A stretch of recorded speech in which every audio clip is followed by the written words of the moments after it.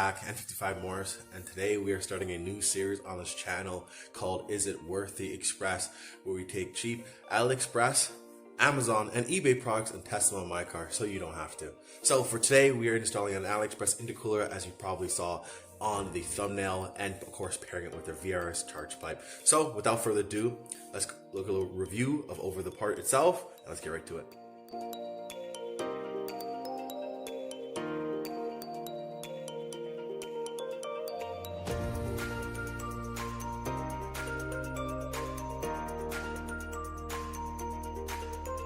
It does come in quite a big box, which is completely covered in duct tape.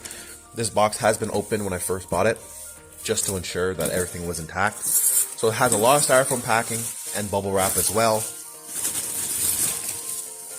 This is a 5-inch stepped. They did not have the 7.5 race on AliExpress, but I think for stock turbo, this is more than adequate.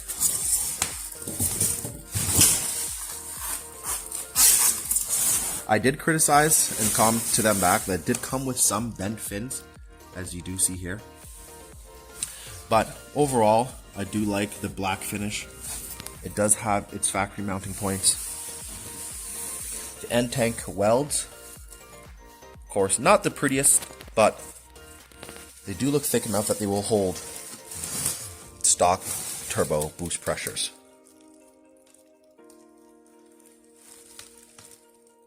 We will be taking off the charge pipe and replace with the VRSF and the AliExpress intercooler as mentioned before.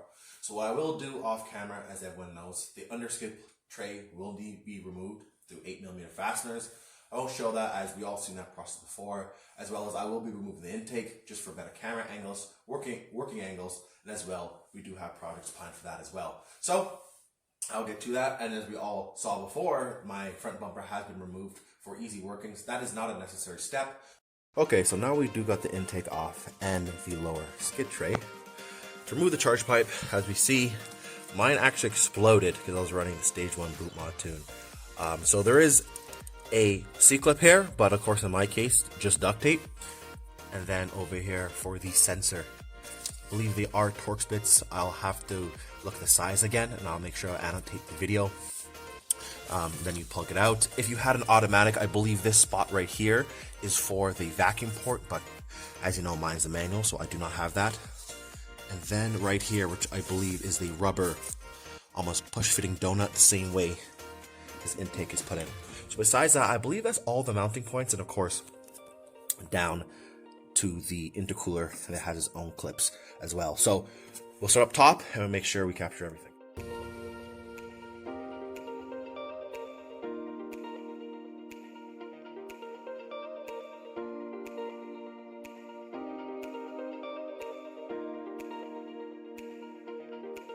So, update now.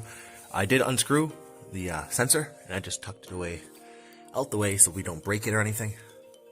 Of course, coming off the charge pipe was kind of easy since it is broken, as you saw and mentioned. And then the rubber little donut down there, try to get a zoom. It kind of popped off the spot. I'll just put WD-40 and push it back in. There's no real issue, but the charge pipe is now loose from there, as you can see. So now it will be the job of going underneath the car and taking off the clips that hold it to the intercooler. So we shall do that now. So this is the view underneath the car, and this is the driver's side. We remove these two clips, but as you can see behind there, there's a black retaining clip which holds these metal clips. So we'll have to get to that first, and of course it's the exact same thing on this side. I do want to make a correction. You do not need to remove the black retaining clip behind, but you will need 2 flathead screwdrivers. Should stick them both underneath here. I've been wiggling the last way, it's a little more pried up. Twist. Once you have them twisted up, just get your thumb. Continue to apply some pressure on it so it stays raised. And then use your thumb. It should be able to push it back enough. And just like that, the charge pipe is disconnected. I did the exact same thing on the other side, so we should be able to pull it off right now. Underneath, we see we are disconnected. and everything else is disconnected as well. So the fight now comes wiggling it. Some people do it off the top, some people does it off the bottom. So we'll need some finesse and fandangling. You can see it's no longer connected. So here's a better shot. So I will just wiggle it out, and we'll continue from there to drop the intercooler. So underneath the car, I chose just to leave the charge pipe in since we are pulling off the intercooler to kind of keep it easier for me. And then on the other side, you see it's pulled back a little bit. So all it really is these two T25 Torx bits. Yes, they are rusty. Unfortunately, our AliExpress intercooler does not come with new bolts, but I have heard stuff like Evolution Raceworks and VRSF and those kinds like that do come with new Torx bits. So do be mindful of that. So I will drop that now.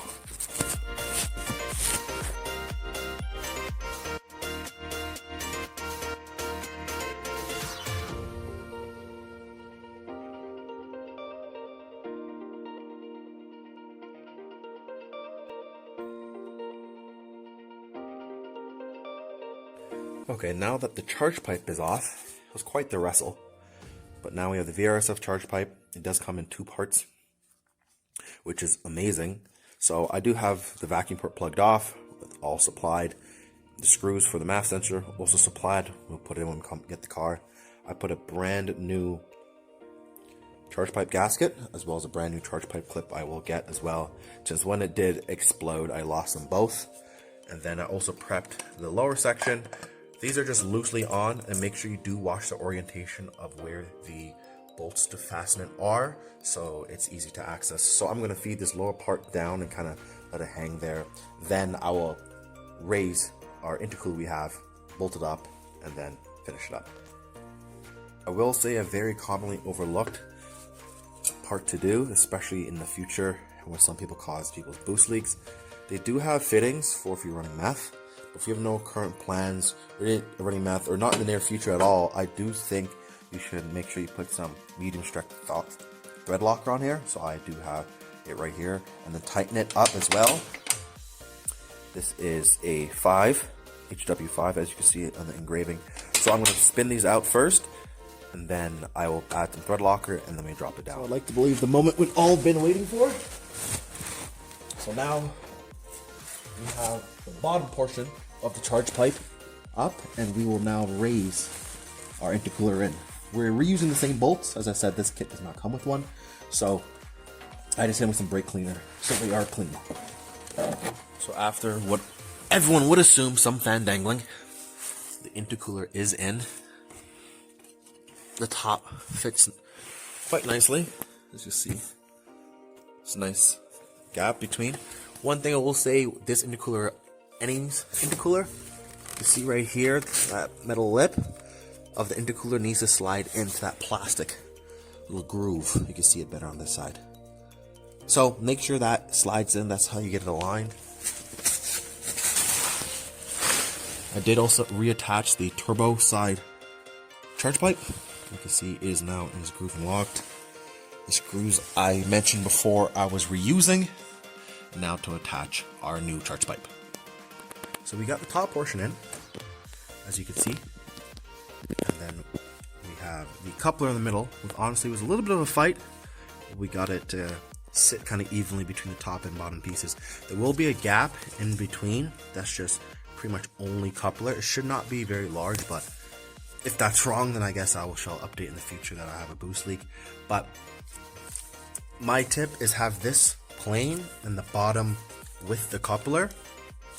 Make sure you make sure the clamps on so you don't have to remove to put it on again, because it is tight.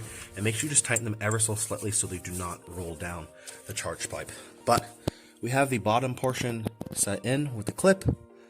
It's a little bit off kilter, needs a slight readjustment, but there is a notch on the VRSF pipe, and that should kind of be dead center. However, intercooler is in, and it is seated from the bottom. Last step, now that everything's installed, is to install back the MAF sensor. VRSF does include its own bolts for the MAF sensor, so please be aware of that and do not reuse the factory ones. Additionally, this may be hard to put back in, so if you do have some clean motor oil, just to kind of lube up the O-ring so it can sit a little easier For the size, it is a HW 2.5, as you can see here. So these do not get tightened down very tight. Please do not crack it. So as you can see, I'm kind of just hand tightening it, and then I'll probably get my wrench and probably give it another quarter turn. But that is it. I'll do the other screw. I believe that shall be the entire install.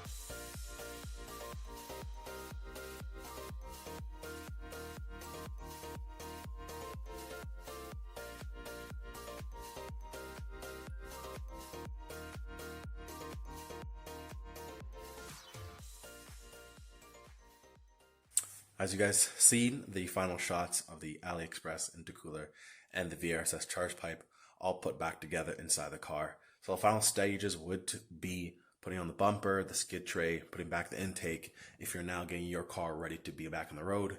In my case, as we all know, we'll keep it off for more mods to come.